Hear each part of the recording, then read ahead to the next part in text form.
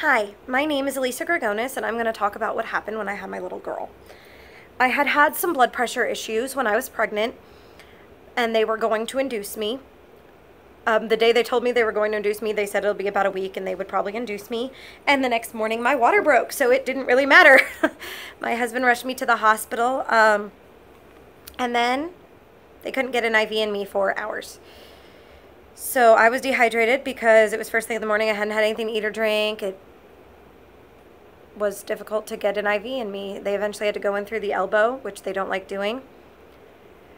So as labor progressed, because they had to give me the induction medication because I wasn't really moving along, I got an epidural and I passed out. My blood pressure crashed. I think the baby's heart rate crashed. I just remember not feeling well as they were giving it to me, and I was like, I don't feel so, and as they're lying me down, I went unconscious. I just remember all the nurses around me hearing them saying things and me thinking I was dying. Apparently it's not super uncommon for that to happen during an epidural.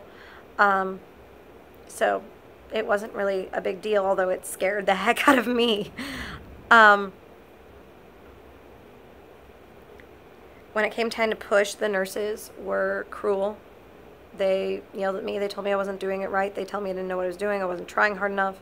And I was doing as much as I could, as much as I was told, but I didn't know.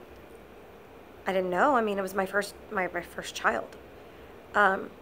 They kept telling me that I wasn't allowed to have a C-section until I'd pushed for this many hours, and this didn't count because I wasn't trying or I wasn't doing it right.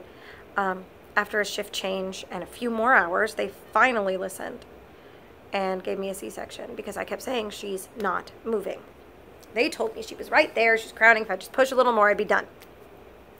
Well, when they rolled me in for the C-section, I started to feel woozy. I didn't really feel them cut into me like a lot of women do. I didn't feel much of anything. I couldn't even open my eyes. What I did hear was them saying, she wasn't right there, she wasn't about to come out. Because the baby wasn't right there. She wasn't coming. I was right. She was not moving. And I heard them say 5 pounds and 3 ounces. And I heard her cry. And then I stopped fighting to stay awake. I had a blood clot in my lung, apparently, and I stopped breathing.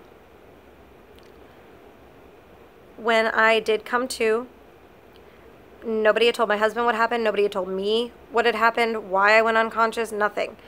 The doctor told us it was probably just sleep apnea because I'm overweight, so apparently that's what it had to be, despite the fact that I have had a sleep test done. However, my numbers were still funny. There was swelling.